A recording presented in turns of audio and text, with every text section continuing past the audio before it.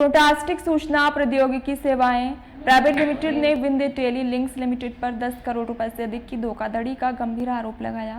प्रोटास्टिक company को railway विभाग से 35 करोड़ रुपए का कार्यादेश मिला था, लेकिन विंध्य टेली लिंक्स ने कथित तौर पर आपूर्तिकर्ताओं पर दबाव बनाकर निविदा अवरुद्ध कर दी और प्रोटास्टिक को अपनी शर्तों पर आदेश स्वीकार करने के लिए मजबूर किया।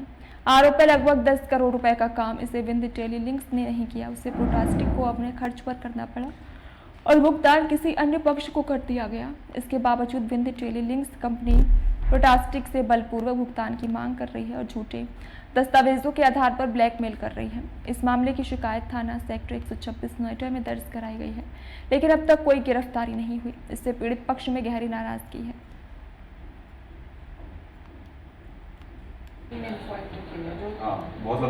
एक ऐसा मुद्दा है जिसमें दो बहुत बड़ी बातें छुपाई जा रही हैं।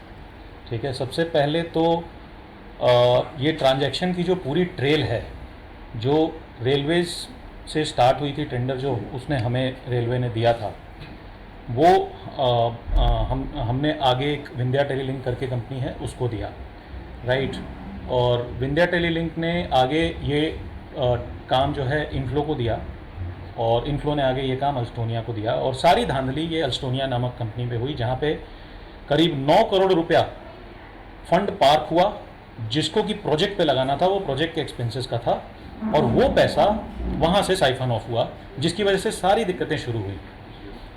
और हम फॉलो अप करते रहे, कम्युनिकेशन करते रहे, हमें सिर्फ रिलेशन कमीशनिंग, वारंटीज़, सर्टिफिकेशंस, ये सारी चीज़ें हमें इन सर्विसेज नहीं दी गई, जो कि जिनका खर्चा करोड़ों में था।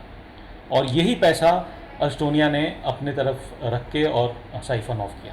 अब हमें ये नहीं पता कि ये पैसे की बंदरबाट कहाँ पे हुई है, किसके बीच में हुई है, लेकिन हम इसी पैसे की लड़ाई लड़ रहे हैं। यही डिस्प्यूटेड अमाउंट है।